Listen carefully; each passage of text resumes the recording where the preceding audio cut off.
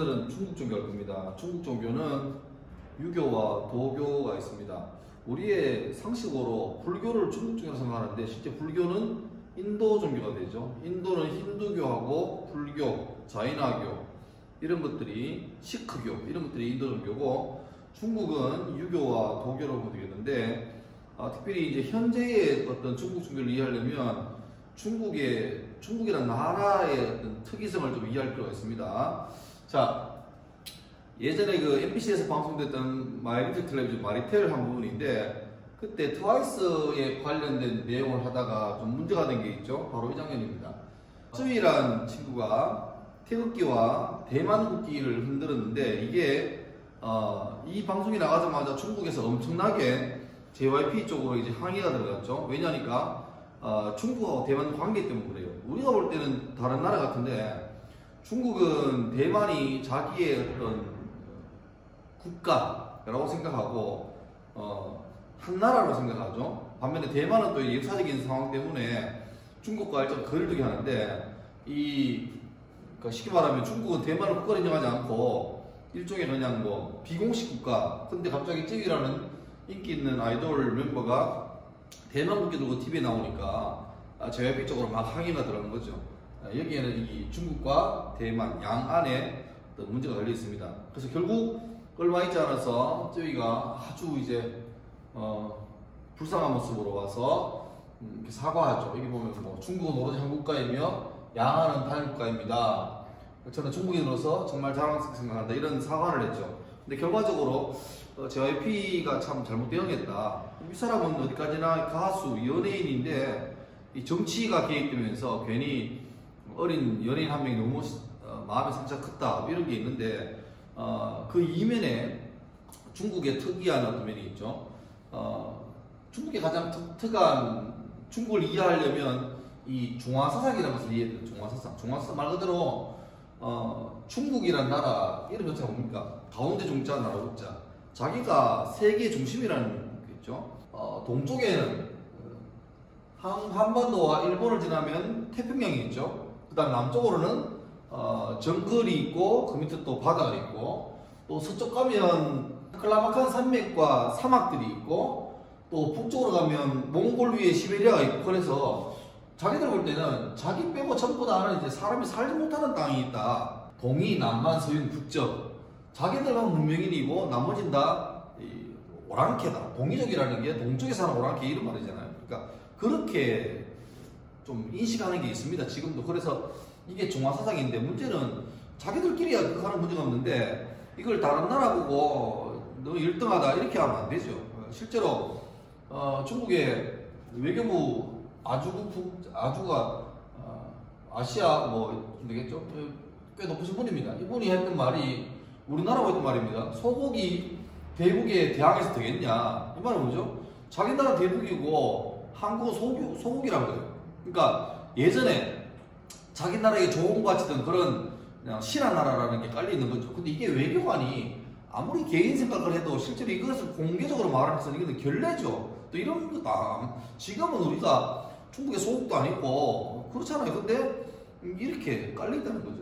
비정상회담이라고 있었죠. 거기에 중국 대표로 사진 나왔던 장위안이라는 사람인데 피자가 이탈리아 음식이죠. 근데 마르코폴로 동방견문으로서 마르코폴로가 중국까지 와서 황제를 뵙고 거기에서 맛본 딤섬 만두가 잊지 못해가지고 자기 고향 가가지고 최대한 거기 있는 재료 가지고 만두를 비슷하게 흉내낸 게 피자의 원조다 이렇게 말하는 거예요. 근데 이렇게 자기는 확실하게 믿고 자부심 쩔어서 얘기하고 있는데 그걸 보는 모든 사람이 다 이거 뭐야 이런 반응이죠.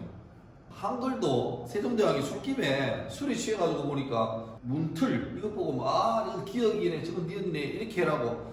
그러니까 우리가 알고 있는 한글 창제는 이 구강구조의 구조를 파악하고 그 모양과 비슷하게 낸 아주 과학적인 그런 언어 체계라고. 우리만이 아니라 세계적으로도 한글은 참 과학적이고 못 쓰는 표기하지 못하는 소리가 없고 참 과학적인 경제적인 언어다라고 글자라고 인정받는데 중국은 그게 싫은 거지. 도자기 전부 다 중국 거 짝퉁이다. 그 다음에 삼국시대의 옷이나 금속발전 모두 중국을 뺏겨갔다 이렇게 말하고 있습니다. 굉장히 기분 나쁜 소리죠. 이미 아시아권을 벗어나서 세계적으로 탑 클래스에 있는 손흥민이 너무 잘하니까 갑자기 이런 그림이 중국에 나돌았어요. 손흥민이고요. 이게 누구냐니까 삼국지에 나오는 그 조자룡이라는 장군을 그 모양을 손흥민으로 바꾸어 부른 겁니다. 또 이런 것도 있습니다. 2년 전 기사인데요.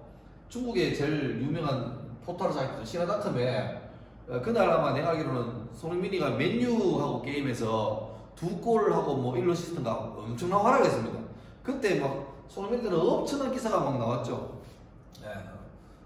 손흥민의 최고 활약을 칭찬하는 기사가 막 떴다. 근데 여기 이제 이 글이 소위 이제 베스트 댓글인데 그 중에 이 내용이 참 기가 막힙니다. 손흥민의 가게도 집안을 조사해봤더니 그가 순수한 중국인이었다는 게 밝혀졌다라고 그냥 막 밑도 끝도 없이 손흥민이가 손이죠 손. 그래서 손흥민은 손흥민의 후손이다.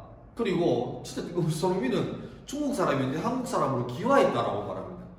손흥민은 강원도 춘천시 출신의 한국 사람이에요.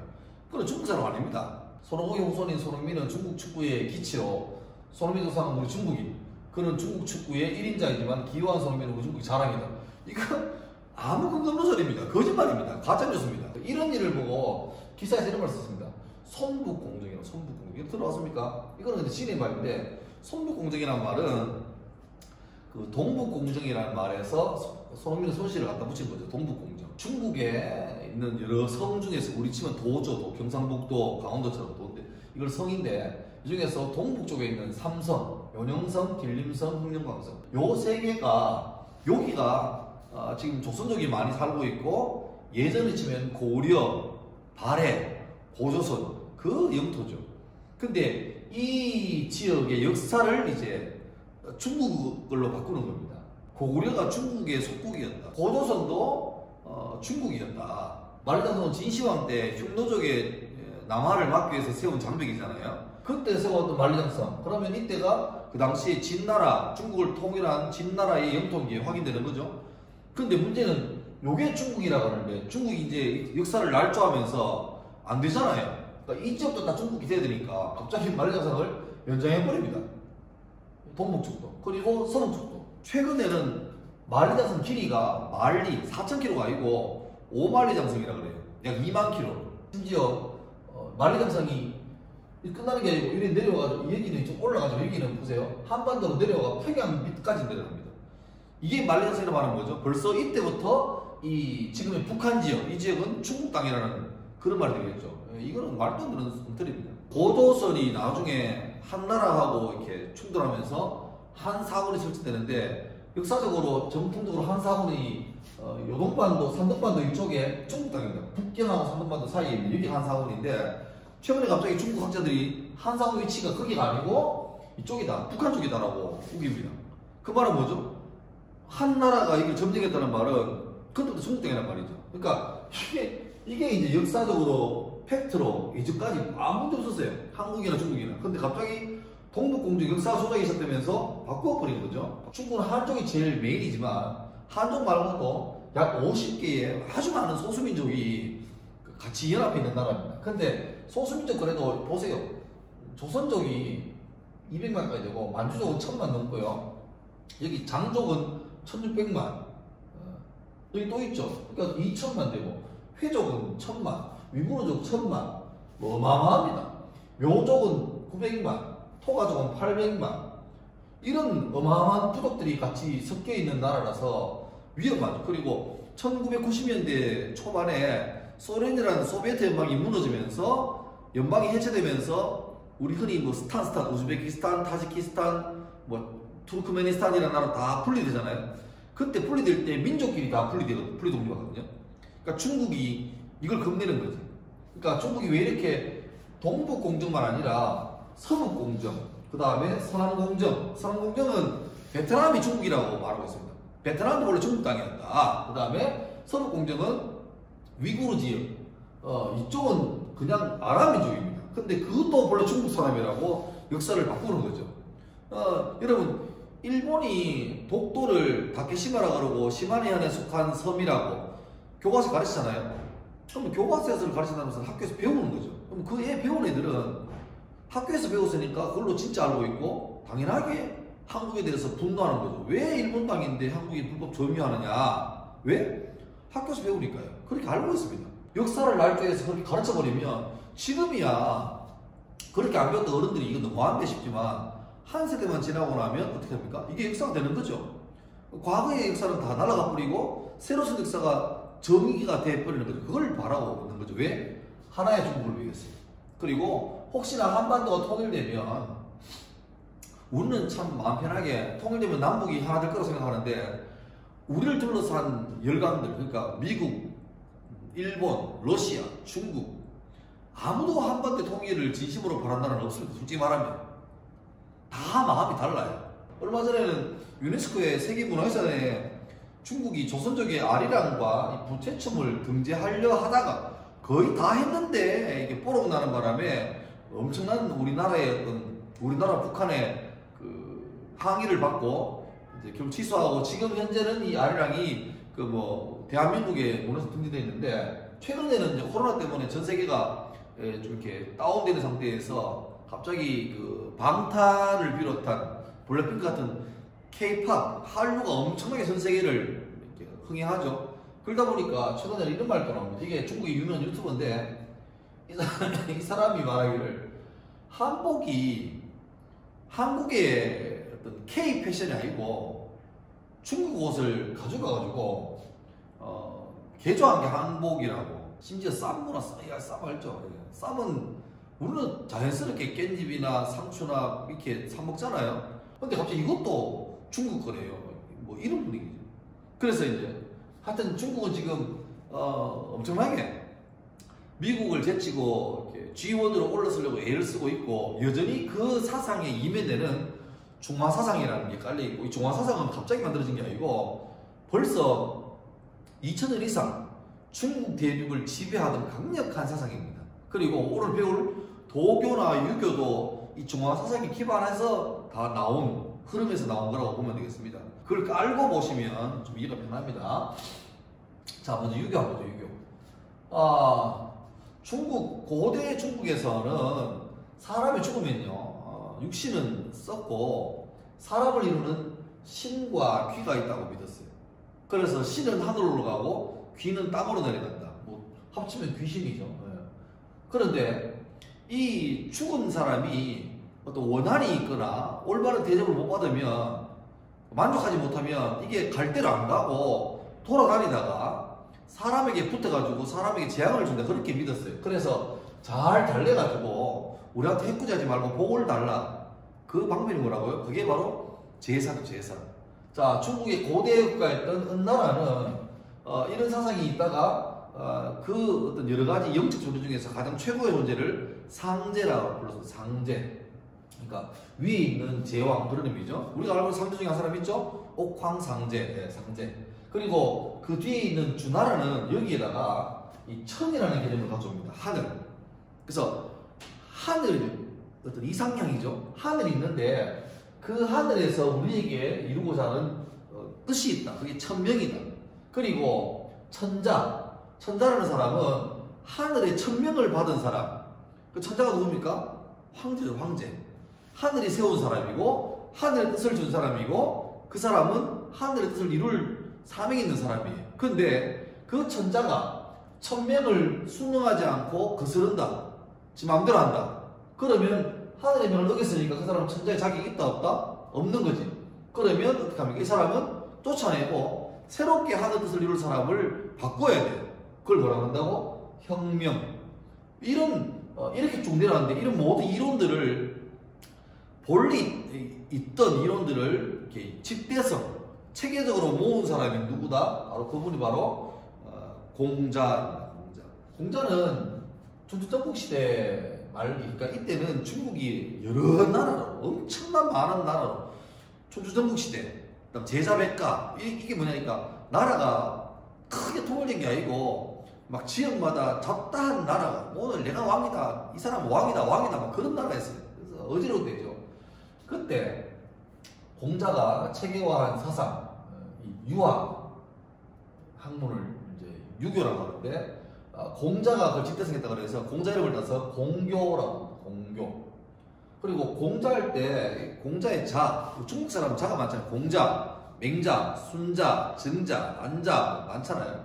이 자는 사람 이름이 아니고 위대한 스승을 말할 때 자를 붙입니다. 공자의 본 이름은 공구입니다. 공구. 자, 이게 제가 국자를 좀 크게 색깔로 다르게 해놨는데 기억하세요. 공자의 본명은 뭐라고요? 공구입니다. 공구. 공자는 노나라 출생인데 어릴 시절에 부모님을 잃었어요. 잃고 열심히 공부해서 관리가 됐는데 이 사람이 참 뜻은 좋았고 머리도 좋았는데 자기가 마음껏 국가를 운영할 수 있는 필드가 안 주어졌습니다. 이런 시기에 고향으로 돌아와서 자기가 못 이룬 꿈을 자기 후학들에게 이렇게 교육함으로써 후일을 도모하는 거죠. 자연스럽게 이 유교는 죽고 난 다음에 사후세계, 죽고 난 다음에 어떻게 되고 뭐 천국이 있고 지옥이 있고 그런 관심 없어요. 이 현실 세계에 어떻게 질서를 잡느냐 이런 이야기가 있습니다. 제자가 한 번은 공자에게 묻습니다. 선생님, 죽은 다음에 어떻게 됩니까? 이렇게 물으니까 공자가 했던 말이, 아니 지금 우리가 사는 현실도 제대로 모르는데 죽고 난 다음에 뭐가 중요하냐, 뭐 그 정도로 현실적인 종교가 되는 거죠. 공자의 많은 가르침들을 후손들이 묶어서 기록한 책이 바로 논어입니다. 공자는 인을 강조해요. 인이란 말은 다시 말하면 사람과 사람의 관계예요. 공자가 말한 이상적인 인간상이 뭐냐니까 성인군자입니다. 특히 성인은 뭐냐, 아주 나를 잘 통치하는 이상적인 왕입니다. 그러니까 요순시대의 왕처럼 하늘이 내린 가장 이상적인 왕이다. 근데 왕은 뭐 왕족이니까 정해지는 사람이고, 그럼 보통 사람 중에서 이상적인 사람이 누구냐? 바로 군자다. 군자. 군자는 현실 가운데서 이렇게 인을 잘 실천하는 사람, 군자고, 군자의 반대 개념은 소인입니다. 소인. 그래서 논어 보면 계속 군자는 어떻고 반면에 소인은 어떻고 이런 대꾸법이 나옵니다. 자, 그리고 공자의 질을 이은 사람이 바로 맹자죠. 우리 맹자 그러면 맹모 삼천지교라고 유명하죠. 그 맹자 어머니가 어릴 때 맹자를 키울 때 일화죠. 제가 순서는 좀 헷갈리는데 하여튼 한 번은 공동묘지 근처에서 살았는데 집에 와서 혼자 노는데 뭐하고 노냐니까 장례식 노래하는 거예요. 아이고 아이고 아이고. 엄마 깜짝 놀랐죠. 근데 맹자는 이해되는 게 자기가 보는 게 그거밖에 없어요. 늘 사람도 슬퍼하고 울고 하고. 그래서 맹자 어머니가 큰일 났다 싶어가지고 사람 많은 시장 옆으로 이사를 갔죠. 맹자가 뭐합니까? 집에 와서 골라 잡아 골라 뭐 이런 거. 엄마가 깜짝 놀라서 세 번째 이사를 가냐? 서당 옆에. 지금 치면 학교 옆으로 가요. 그러니까 꼬마 맹자가 어설프지만 책 읽는 힘을 내는 거예요.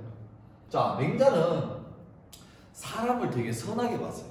성선설. 참고로 사람이 악하다고 주장하는 사람 누구죠? 혹시 아십니까? 순자입니다. 순자. 그래서 순자는 성악설, 맹자는 성선설 이렇게 하죠. 맹자는 사람 마음속에는 인의 예지, 요게 사덕인데요. 사덕의 사단이 뭐 사탄이 말고 그러니까 사람 마음속에는 그 착한 마음이 본능적으로 주어졌다.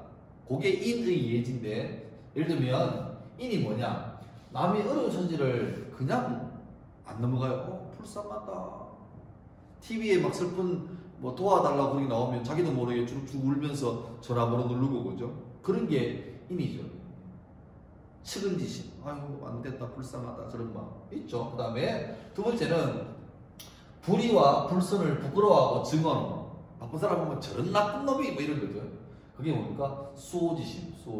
그 다음에 좀 이렇게 어르신들에게 자리 양보할 줄도 알고 뭐 이렇게 그런 마음. 사양지심. 그 다음에 선악, 어느 게 착하고 어느 게 악하고, 또 옳고 그름을 판단할 수 있는 마음. 시비지심. 요 네 개가 사람에게 있죠. 그래서 사람은 선하다라고 봤습니다. 그리고 맹자는 역시 맹자 역시 공자도 관계를 중시했는데 맹자도 그렇죠. 그래서 맹자는 이 5가지 사람 살 때 관계를 정리해. 그게 오륜입니다. 오륜. 5가지 윤리. 아버지와 들 사이에는 친해야 된다. 그 다음에 군신. 임금과 신하 사이에는 의가 있어야 된다. 그 다음 부부 간에는 구별이 있어야 된다. 그 다음에 어른과 아이 사이에는 질서가 있어야 된다. 그 다음에 친구 사이에는 신의가 있어야 된다. 이 5가지 관계. 뭐 결론적으로 말하면 이게 인간관계죠. 그래서 우리 흔히 왜 이게 오륜 가면 생각나는 게 있죠. 삼강오륜이에요. 삼강오륜. 삼강, 세 가지 강과 다섯 가지 윤리, 삼강으로 이게 이제 유교의 아주 큰 중심 중에 하나죠. 이 사람이 진시황인데 진시황은 이름은 아닙니다. 기원전 221년에 진나라가 최초로 중국 대륙을 통일하죠. 진나라의 첫 번째 황제, 그래서 진시황입니다. 사람 이름 말고 그냥. 근데 진시황이 나라를 통일하고 제국을 만들고 난 다음에 국가 통치 이념을 잡아야 되잖아요. 그때 이 사람이 공문사상, 다시 말해 공자와 맹자의 사상, 유교죠, 유교. 이거를 국가 통치 이념으로 삼았습니다. 그 당시에는 제사백가, 그러니까 제사백가가 뭐니까 아까 말했죠.春秋전국 시대 나라가 억수로 많아요. 이럴 때 그때 제자는 여러 학자, 백가는 여러 학파. 그러니까 막 이론도 많고 학파도 많고 스승도 많아요. 여러 가지 진짜 백화점 같이 많은 그때에 이 진시황은 공자와 맹자의 사상, 이 사상을 앞으로 진나라는 이걸로 국가를 통치한다. 그렇게 딱 잡았고, 이게 아무래도 이제 흘러내려와서 나중에 당나라 때는 국가 통치 이념, 사회 질서의 기본 규범으로 딱 이 유교적인 질서가 딱 세팅이 되는 거죠. 최근에 오면 공교 운동이라고 합니다. 아까 말했죠. 공교는 공자교라고, 공자교, 유교에 따른 이름이라는 거죠. 중국이 이제 아시아에서 맹주로 철화의 자기가 중심이라고 살고 있었는데 갑자기 유럽에서 피부 허연 사람들이 와서 알 수 없는 말을 하면서 와서 막 교역을 하자. 그러니까 소위 이제 유럽에 뭐 영국이나 스페인이나 포르투갈이나 이런 대항해 시대가 열리면서 동방이 개척되는 거죠. 그때 중국이 왔는데 중국은 자존심 장난 아닙니다. 우리 대국이다 그랬었는데 여러분 그 아편전쟁 들어봤습니까? 아편전쟁. 영국하고 중국 사이 전쟁이죠. 근데 생각해보세요. 중국은 자기가 홈그라운드예요. 영국은 그 당시에 뭐 잘 모르지만 영국 본토에서 배 타고 중국 오려면 이게 하루 이틀이 아니잖아요. 적어도 뭐 몇 주나 한 달 이상 걸리는 그 먼 거리인데 둘이 전쟁이 붙었으면 누가 이겼습니까? 중국이 이기겠지. 근데 박살났습니다. 영국한테 박살났어요. 그것도 명분이 아편전쟁이에요. 영국 상인들이 와서 중국 사람에게 아편을 파니까 그게 만약에 중독돼가지고 그거 하려고 지금 치면은 뭐 집문서, 뭐 논문서 막 파는데 어느 정부가 참아요. 그래서 막 그걸 말렸더니만 그걸 빌미로 영국이 중국과 전쟁 벌여가지고 영국이 이겨버렸습니다. 근데 그런 나라가 막 위기 시절에康유이라는 사람이 황제에게 계속 상소문을 올립니다. 유럽은 기독교라는 어떤 강력한 정신사상을 딱 가지고 와 있는데 중국은 이제 이게 이제 청나라 지나고 되면서 뭐 희미해진 거예요. 그런 게. 그러니까 다시 한번 중국다운 것을 다시 말하면 유교, 공교를 확실하게 강력하게 밀어붙여가지고 우리의 중국을 새로 세워갑시다. 6번 만에 황제한테 6번째 올린 상소문이 황제가 드디어 마음 죽여가지고 오케이 그럼 네가 해봐라 해서 이康유이가 변법 자강운동이죠. 이게 여러분 2학년 가서 이제 세계사 배우면 배울 거예요. 우리나라로 치면 왜 김옥균 같은 사람이 했던 갑신정변, 급진적인 개운동이죠. 중국판 갑신정변이에요. 근데 이걸 했는데 102일 만인가 끝이라고 합니다. 결국 이제 망하는 거죠. 근데 그때 나왔던 게 공교운동. 그러니까 중국이 다시 중국 땅을 찾자. 근데 결국 이제 안 됐죠. 그리고 세월이 더 지나서 1960년대에 소위 이제 문화혁명을 합니다. 문화혁명을 하니까 중국을 완전히 공산국가로 철저하게 만드는데 여러분 공산주의는 막스 레닌의 유물론에 기반한 세상입니다. 어려운 얘기입니다. 유물론은 뭐냐? 유물하는 게 이제 옛날 사람들이 물건이 아니고 오직 유자에다가 물건 물자, 그러니까 정신을 인정하지 않는 거예요. 영혼, 천당지옥 그런 거 삐 없고 오직 이 몸이 전부다. 죽으면 끝이고. 그러니까 당연하게 공산화가 되면 종교는 다 없어집니다. 그래서 이 문화혁명 때 어떤 일이 벌어졌냐니까 중국의 그 2000년 넘는 찬란한 종교가 전부 다 없어진 거죠. 이게 보시면 불상들이 불타고 그때 중국에 와 있던 교회가 다 부서지고 유교도 다 불태워지고 도교도 불태워지고 완전히 중국에서 종교가 사라져 버리죠. 알죠? 근데 웃기죠. 이제 그 세월을 다 지나고 살았는데 중국이 이제 세계적으로 강한 나라가 돼가지고 미국과 더불어서 G2, 이제 G1을 추구하는데 그런 나라가 됐는데 문제는 전 세계적으로 선진화된 나라 중에서 종교의 자유가 없는 나라가 없잖아요. 중국 내에는 종교도 없고 말이야. 그러지 않느냐. 라고 말하니까 이제 할 수 없이 이제 좀 문을 엽니다. 근데 본심은 다르죠. 그래서 최근에 갑자기 중국에서 공자라는 엄청난 돈이 들어간 영화를 만들고 여기 나오는 사람 모르죠? 중국의 국민 배우 주윤발. 우리 또래들 잘 압니다. 주윤발. 첩혈성을 했던 사람인데 이 사람을 주인공으로 어마어마한 대작을 만드는데 이게 공자에 관한 다시 말하면 중국 지금 이제 중국다운 어떤 게 필요해요. 이때까지 막 다 깨부시고 했는데 이제 다시 좀 해보려니까 뭔가 필요한데 그렇다고 중국이 기독교를 받아들이고 뭐 이슬람교를 받아들이고 뭐 하니까 그나마 중국동을 찾겠다 해가지고 다시 이제 유교를 키우는 중인데 제가 볼 때 글쎄요. 중국은 본심으로 이걸 받아들이고 싶지 않고 뭐 급한 김에 하는 것 같아가지고 얼마나 갈지 모르겠습니다. 자, 우리나라로 오시면 우리나라가 1392년에 이성계가 위화도 회군으로 이제 고려를 끝내고 조선이라는 나라를 새로 개국하죠. 했을 때 잘 아시는 것처럼 조선의 가장 큰 정책 중에 하나가 숭유억불 정책입니다. 유교는 숭상하고 불교는 배척한다. 삼국시대에 우리나라에 들어왔던 불교가 통일신라를 거치면서 고려때 완전히 불교가 전성기를 맞이하죠. 근데 이성계가 새로운 왕조를 건국하잖아요. 아까로 말하면 은나라 주나라 말하면 이제 고려라는 나라는 1000명을 거스르기 때문에 이제 새롭게 혁명해서 새로운 나라가 시작되는 거죠. 그러면 다시 말하면 불교의 시대가 끝나고 불교의 운이 다 했으니까 끝나고 이제 새로운 뭔가 스피릿이 필요하다. 그래서 이성계가 불교를 박해하고 유교를 새로운 통치 이념으로 받아들이죠. 그래서 그 시대에 나온 게 이런 게 많습니다. 회불 그죠, 회불. 불상을 이렇게 막 이렇게 훼손하는 행위입니다. 원래 불교가 지금 교회처럼 동네에 절이 많았죠. 그러다가 너무 탄압하니까 그것들이 전부 다 이제 깊은 산으로 들어가서 지금 우리가 알기로는 저런 나상이 있잖아요. 그때 이제 영향이죠. 그럼 이성계가 불교를 신뢰했냐? 그건 아닙니다. 역사를 보면 이성계가 가장 믿고 조언을 구했던 소울메이트, 절친이 누구냐니까 바로 무학대사입니다. 개성, 송도라는 개성에서 고려 동안에 수도를 했잖아요. 근데 새로운 왕조가 들면서 이제 새로운 도읍지가 필요한데 그때 그 수도가 될 도읍지를 누가 찾았느냐? 무학대사가 찾았죠. 다니다가 한양 땅이 참 물도 좋고 들판도 느르고 새로운 나라를 하기가 참 좋다. 그래서 그때 이제 개성에서 서울로 한양으로 이제 수도가 옮겨지는 거죠. 임진왜란이 끝난 다음에 전쟁 끝나고 나면 윤리가 다 무너지죠. 그때 정조 때에 국가에서 오류형식이라는 그림책을 막 이렇게 국가에서 그림책을 만들어서 민간에 배포합니다. 그러니까 세종 때에 삼강이실도, 정조 때에 오류, 이게 삼강으로 나오죠. 석진단지라고 있는데 이게 뭐냐니까 전라도에 살던 유석진이라는 사람이 있었는데 아버지가 이유 모를 병에 시름시름 앓아요. 아버지를 낫게 하고 싶은데 낫게 할 방법이 없어.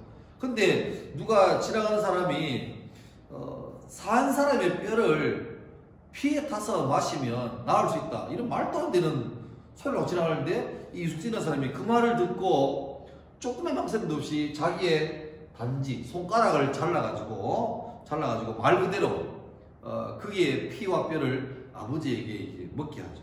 뭐 그거 먹은 다음에 아버지가 병이 나았다. 그런 얘기가 전해내거든요. 고려시대 최누백이 있었는데 아버지 최상저라는 사람이 사냥 갔다가 호랑이에게 잡혀 먹습니다.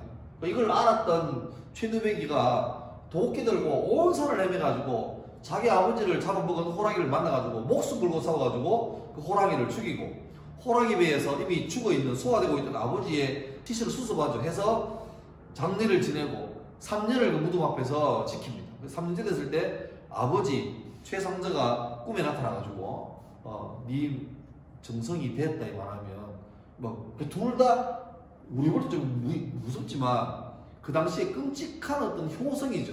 전쟁 끝난 다음에 사람들이 윤리가 해계해지고 하니까 이런 그림들을 만들어가지고 민간에 뿌린 거예요. 다시 회복하자. 근데 그때도 이 삼강오륜, 유교의 기본 질서가 굉장히 많이 이제 지금도 우리나라는 유교가 아주 강하게 남아있죠. 여전히 이제 어른 오면 먼저 인사해야 되고, 그죠? 어른께 공손하게 말해야 되고, 뭐, 또 요즘은 많이, 그런데 하여튼 버스나 지하철에서 어른 타시면 자리 양보해 드리는 거, 그게 참 좋은 거잖아요. 그게 아직 한국 사람에게는 깊이 뿌리 박혀 있습니다. 자, 아까 제가 공자 이름 뭐라 그랬죠? 공자 이름 공 뭐? 기억납니까? 공구. 앞산에서 찍은 대구 야경입니다. 대구가 공자랑 관계 있습니다.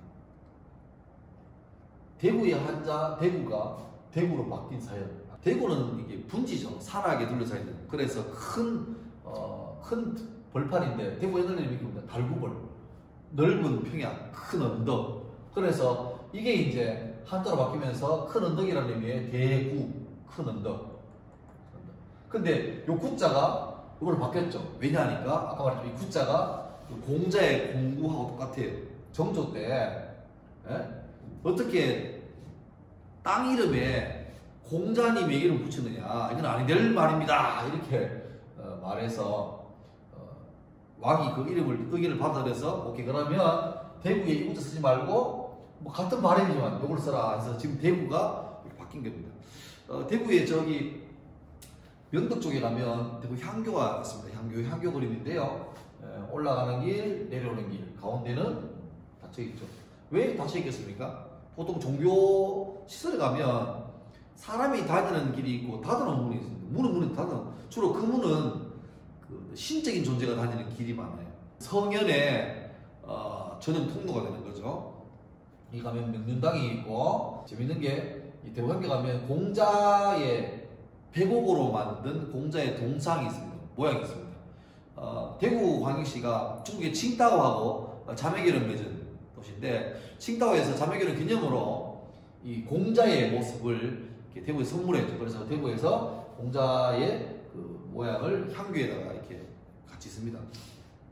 유교는 5명의 성인이 있습니다. 공자, 안자, 증자, 자사, 맹자. 이건 다 자자죠. 공자. 그 다음에 그의 제자였던 안회, 안자. 그 다음에 역시 제자였던 정상, 증자. 그 다음에 공자 손자였던 자사. 그 다음에 아까 말했던 맹자. 제자였던 맹자. 맹자는 공자가 죽고 한 100년 뒤에 나온 사람이지만 직접 배운 사람 아닌데 공자의 사상을 그대로 따라가는 사람이죠. 맹자. 자, 이제 도교 볼 건데 도교는 되게 신비롭고 또 이렇게 많은데 오늘 그냥 다 못하고 그냥 짧게 하겠습니다. 중국의 민간 신앙이 굉장히 많습니다. 그리고 여기에다가 또 노자 장자의 사상 이게 같이 엎쳐져 가지고 나온 게 도교라고 보면 되는데 노자가 썼다는 도덕경이라는 책이 있는데 하여튼 뭐 노자가 실존 인물이냐 아니냐는 말이 많고 또 노자는 도교에서 가장 유력한 신 중에 한 사람으로 추앙받습니다. 도덕경의 가장 핵심 사상은 무위가 뭐냐? 무위의 반대말이 인위입니다. 인위적이라는 게 인위적이 뭐죠? 일부러 가짜로 하는 거. 인위적. 그러니까 무위는 뭐야? 아무것도 하지 마라. 그냥 놔둬라. 자연스럽게 흘러가는 대로 놔둬라. 그래서 자유적이다. 이게 왜 그러냐니까 아까 공자랑 같은 시대예요.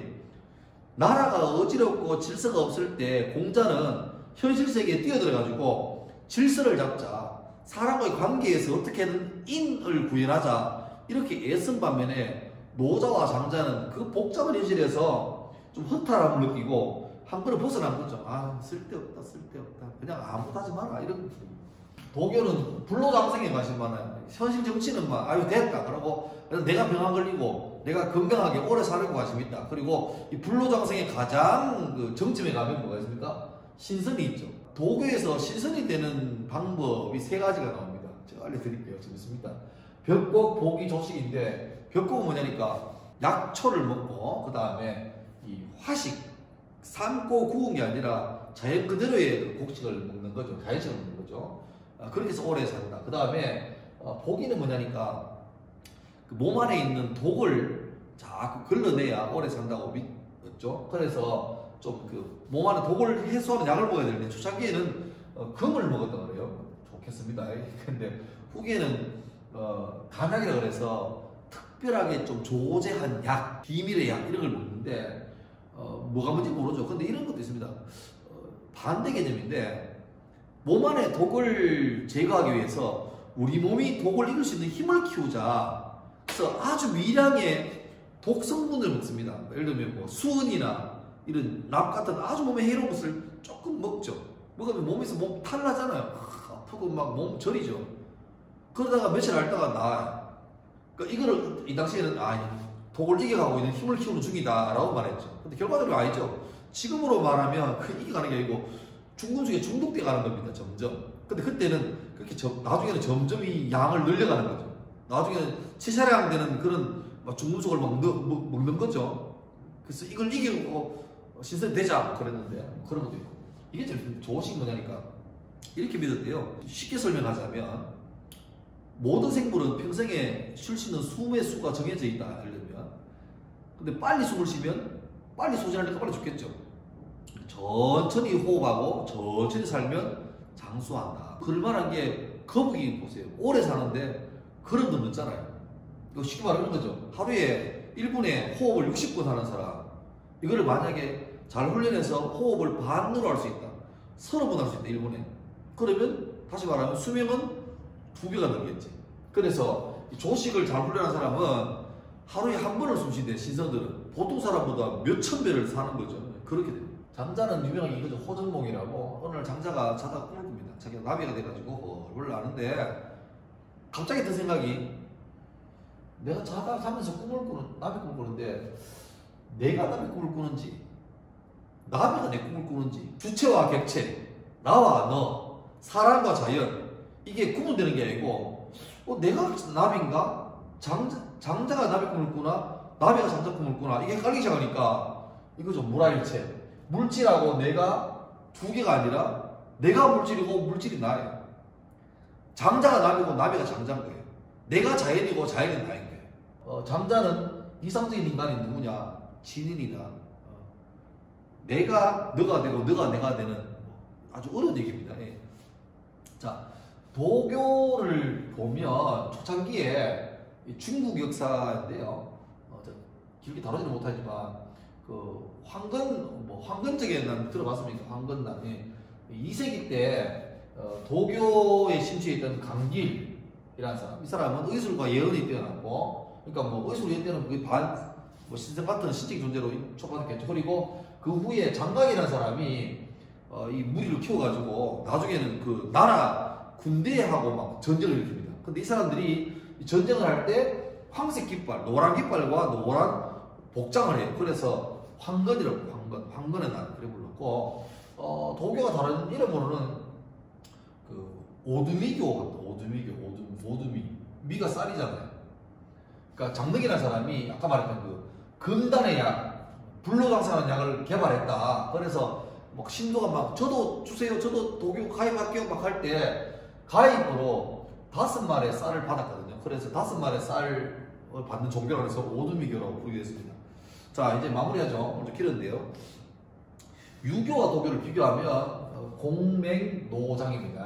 다 그분 같은데 공맹노장인데 그런 말이에요. 유교는 되게 깊어요. 심오한 이치, 사상, 고차원에 가르친, 요즘에는 좀 배운 사람들이 깊게 고민하고 논리적으로 학문적으로 고민하는 그런 학문이라면, 이 도교는 그런 거 관심 없고 그냥 내 혼자 건강하고 병들지 않고 오래 사는 것. 그래서 이 사람들이 좀 뭔가 귀족들이나 어떤 지도층이라면 이 사람들은 일반 대중들. 그래서 이런 비교하는데요. 유교가 아주 명품이 가득한 백화점 같다면 도교는 정말 사람의 정이 넘쳐나고 애누리가 가능한 시장 같다. 전통시장 같다. 그래서 백화점 같은 전통시장 같은 이 두 종교가 중국의 유교와 도교가 긴 세월 동안에 중국을 이어오죠. 그래서 이 유교와 도교는 뭐가 더 낫고 나쁘고를 차별하는 게 아니라 둘 다 서로 상호 보완적인 관계입니다. 예. 유교가 지도층을 커버한다면 도교는 민중을 커버하고, 그런 거죠. 현재는 아까 말했지만 유교와 도교는 중국의 민간 신앙으로 퍼져 있는데 유교는 속히 많이 약해졌어요. 많이 약해지고 도교는 오히려 대만에서 굉장히 도교가 세고요. 중국에도 도교는 솔직히 좀 민간 신앙 같은 개념이니까 정식 종교보다도 공산화 중에도 자연스럽게 중국 사람들 평상 생활 속에 도교적인 어떤 생활 풍습들이 많이 퍼져 있어가지고 지금도 도교는 꽤 인구가 많은 걸로 잡히고 유교는 오히려 되게 적은 걸로 잡히죠. 그런 분위기입니다. 자, 오늘 여기까지 하겠습니다. 좀 길었는데 감사합니다.